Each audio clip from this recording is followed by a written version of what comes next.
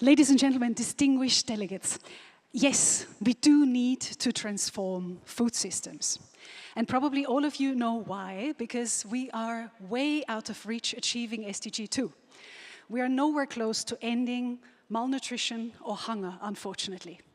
At the Ban Ki-moon Center that I'm allowed to lead, we are actually working for smallholder farmers and also with governments to up their financial and political commitment for agricultural adaptation, to adapt food systems. Today with me is a stunning panel of speakers that will give us insights into how it's actually done in the respective fields. So, Minister Pemmy, let me ask you, Pemmy Majodina, when we talk about impacts of climate change, water plays a key role. What do you actually do in South Africa? How do you focus investments on water, and how does it contribute to nutrition and food? Thank you very much, moderator, to my dear panelists. Ladies and gentlemen, thank you so much. Water is a catalyst for socio-economic development. Water is life, water is now, water is future, and therefore, all of us who must say, let all our hands be on the deck, because there is no survival without water. Investment must be directed towards water. Our leaders, global leaders, must elevate water as priority number one.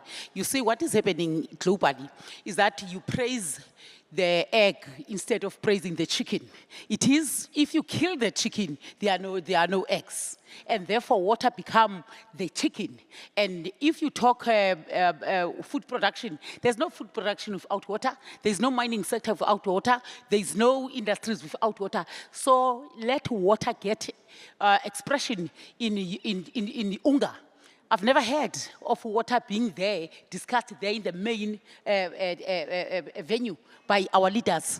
In the G7, G20, there's no water being discussed there. In the World Economic Forum, how do we then sustain livelihoods? How do we sustain production without water? We are investing more in water. We need more partners, especially in the water infrastructure that is decaying on a daily basis. I thank you. Wonderful. Yes, that has deserved a round of applause.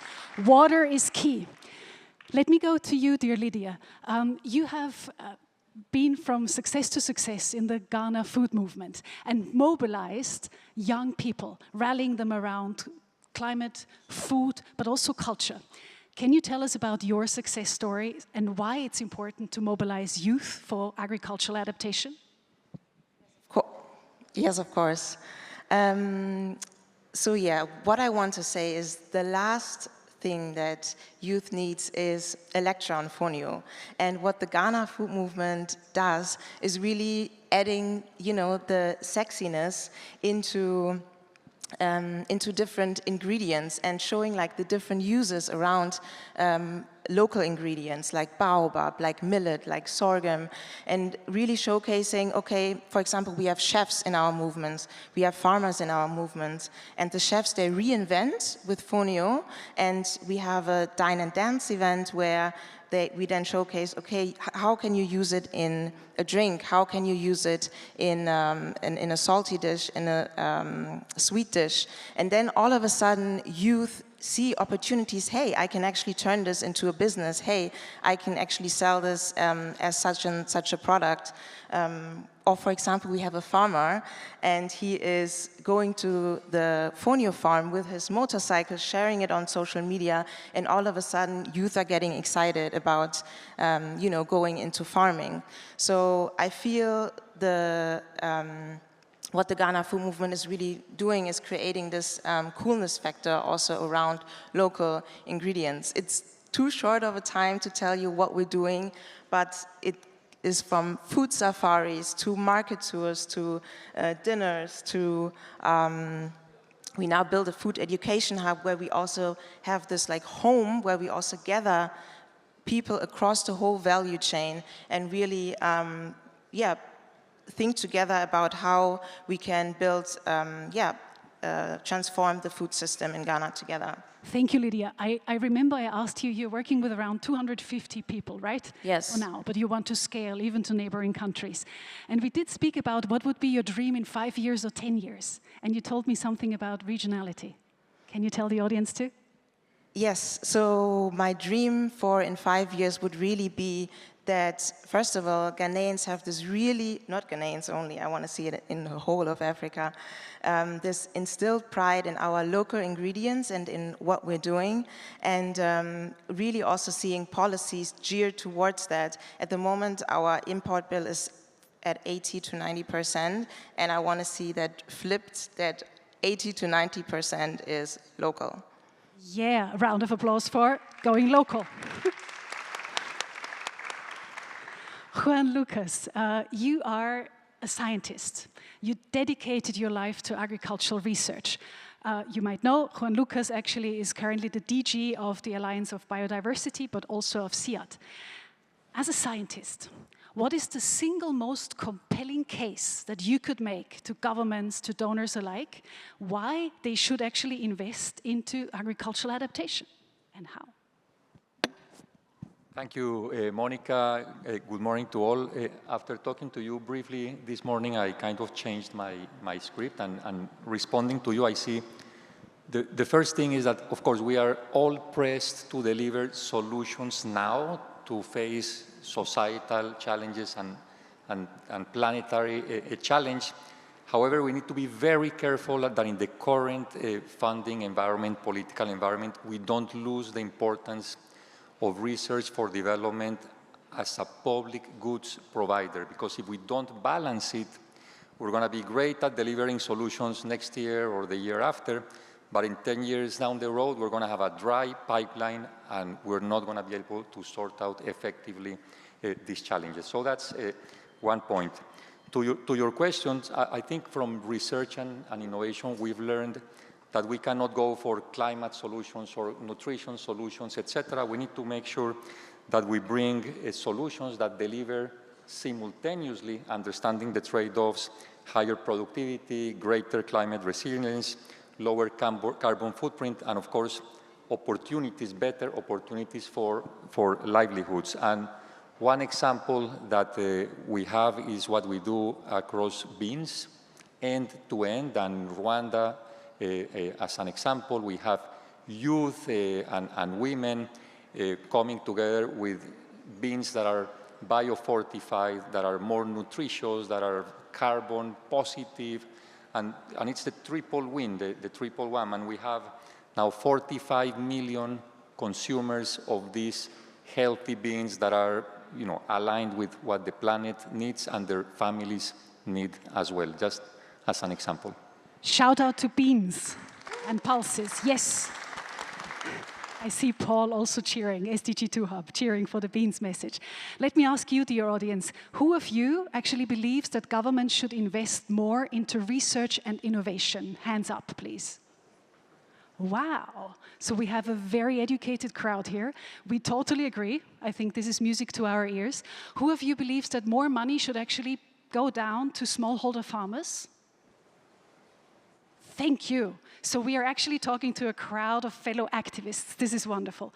Now, looking at COP30, I'm wondering from the panel, maybe to get your insights still on COP30 with a quick lightning round of your call to action for COP30.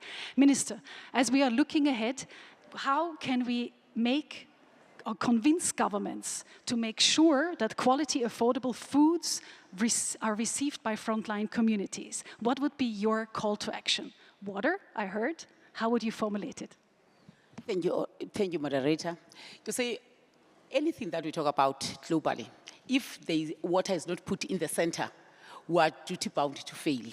Water must be joined in the hip of COP30. It must be there as a matter of must. Water is a non-negotiable. If we postpone now, we must know that the history is going to judge us very harshly that we failed the generations to come. We did not act on time. Let water get expression as top priority globally. Thank you. Thank you. Water.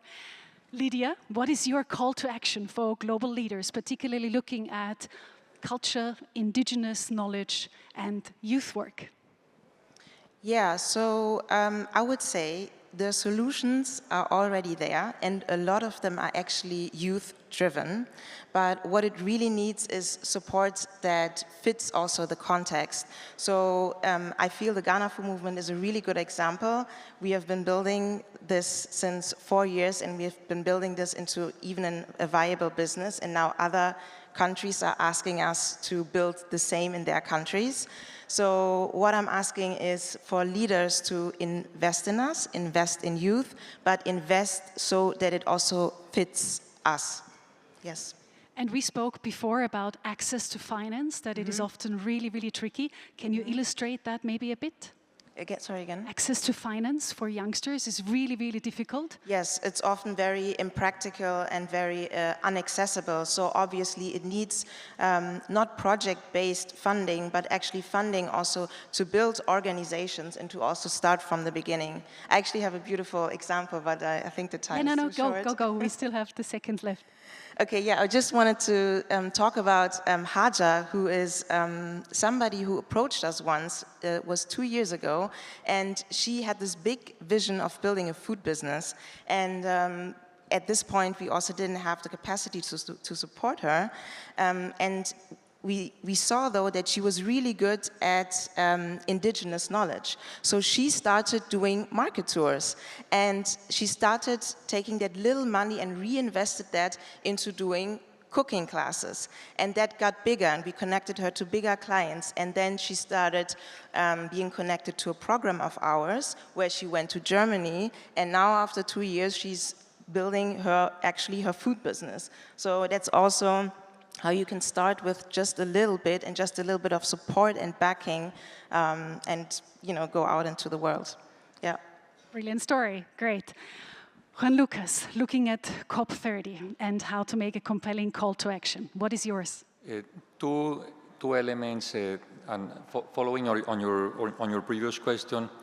Let's understand that if we maintain the current status where agri-food systems receive only 4% of climate finance, and only a fraction of that lands in the hands of smallholders and vulnerable communities, we're not going to do much. So that's the first thing. We need to change that and ramp up that financing. And the second thing towards COP30 is that we need to keep bridging the divide between scientific and indigenous knowledge and go for greater co-creation solutions from the bottom up, and that's going to speed up change dramatically as well. Thanks so much. Speaking of indigenous, Minister, one cannot but notice your beautiful gown. Can you tell us it's the tribe of the Ndebele, right? Yes, it is in the Ndebele with the multi-colors very bright. It then says the future is bright. Let's invest in this future, and the future is water. And